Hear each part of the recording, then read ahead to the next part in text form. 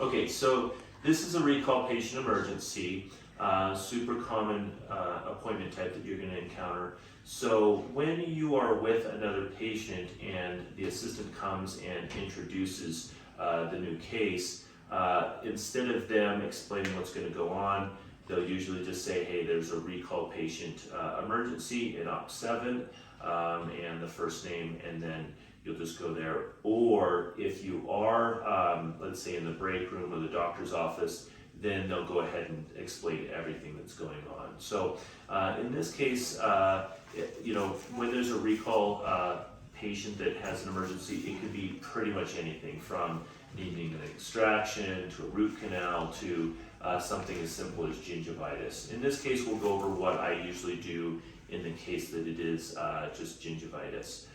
So patient comes in and says that they have sensitivity on tooth number 5 or 4 or whatever. And so usually what we're going to do is we're going to walk out what's called, the exploding code is RPLE, Recall Patient Limited Exam. That includes a limited exam, a D0140, and then also a PA, a D0220. Now, usually for new patients, we don't want to be doing PAs. Why? Because it's super intrusive and it can make the patient gag. But when we've already had the pano and now we have another issue, then we're usually going to take an x-ray, a PA, because the patient really does want us to take a finer detail look at that one tooth to see what's going on. So usually we're going to order a PA at the recall patient limited exam. Okay, so we usually come in, we're going to ask the patient what's going on, and then we usually order the x-ray if that's necessary. So what's going on? Just some hot and cold sensitivity on the upper left. Okay, does it wake you up when you are sleeping? No. No, okay. So usually when we're looking at pain like this, we're usually looking at either reversible pulpitis or we're looking at some kind of a periodontal issue. So again, we're going to order that PA and then we will take a look with the patient and see what's going on. Okay, so we've taken the PA of this tooth and I'll show you the PA on the video, but I don't see anything really that's going on here. The tooth has never had a cavity filling and I'm not seeing a whole lot. So usually in this instance, what I'm going to tell the patient is, there's either two ways, a couple of things that could be going on. Most likely there's some infection around the gum.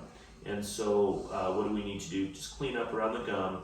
We'll probably get you on a prescription rinse. Make sure that bacterial levels are as low as possible around that tooth. You need to be super aggressive with the flossing. I will floss today, and then you need to be super aggressive on the flossing. And then if it goes, and with the prescription rinse, it tastes disgusting. You'll use it kind of like your Listerine twice a day. I can also get you an antibiotic.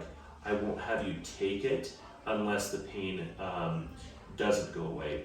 Now usually with antibiotics, I'm not going to be giving the patient any antibiotics unless I see some type of pathology here or if the tooth has been worked on. For a virgin tooth like this, I'm a little bit less apt to give them amoxicillin, but I won't have them start taking the amoxicillin unless all of these other therapeutic type of procedures don't work. And then sometimes I'll explain to the patient if this had other procedures that had been done. Let's say that there was a filling on this tooth and I didn't see any pathology. I might explain to the patient that 2 ways that bacteria can get around your tooth. One is around the tooth, which would be taken care of by all the procedures we're going to do today with the heavy flossing and the Paradex rinse. The other way is that maybe there's an infection that has gone down the middle of the tooth. If that's the case, we might need to take out that infected nerve, which is causing her to stay up at night or to wake up at night because of the pain. But I really, in this instance, I'm not going to really go down that path because I'm not going to want to do a root canal on a virgin tooth. Now, there are some cases where you do need to do a root canal on a virgin tooth, but really that's something where you want to eliminate every single possibility. They need to go on an amoxicillin. You need to do everything possible. You need to adjust occlusion and maybe even a night guard before you would commit to a root canal on a virgin tooth. Okay, so what we're gonna do is we're gonna scale here just right around 13, okay? Now, if there is some bleeding, I'll usually take out the larger hand mirror here and let the patient look and see that there is bleeding, so that they can notice that, hey, they do need to be a little bit more aggressive around there. In fact, so there is just a tiny little bit of bleeding here, so I'll have you take a look at that. Hold that mirror for me. Okay. So again, when you're flossing, just be super, super aggressive and religious about that, okay? So then after I'm done scaling, I'm gonna take out my floss and I'm going to floss around that tooth, okay? And then you can see that there's a little bit of bleeding, okay? And then we'll do just a little bit of rinse.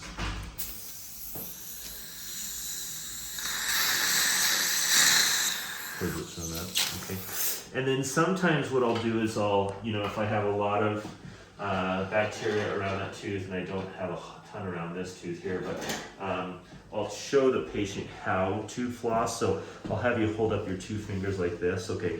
So I'll tell the patient, hey, when you come down here, this is to keep cavities at bay, but really in order to keep the bacteria away from the gums, you need to come down and around there, come down and around there, and then you're going to be feeling a lot better. So we have the prescription for the amoxicillin, okay?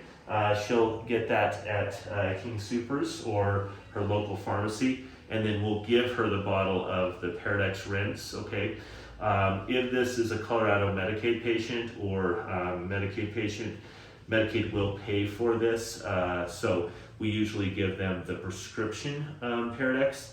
But if they're on anything other than Colorado Medicaid, we will just give them the bottle and we'll have them rinse out just like Listerine a couple times a day until the bottle is gone. They're going to floss around the tooth religiously, and then if it doesn't go away within the next couple of days and they did have some pathology, we'll have them go on the amoxicillin.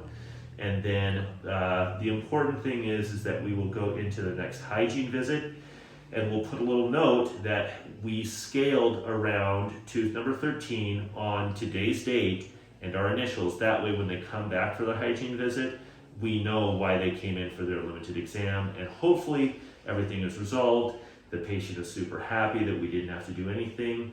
But in this instance, we might warn the patient, hey, if it doesn't resolve, we might need a cavity filling. So we just kind of go over the options there. And then again, we will walk out, recall patient limited exam and note the tooth number, and there we go.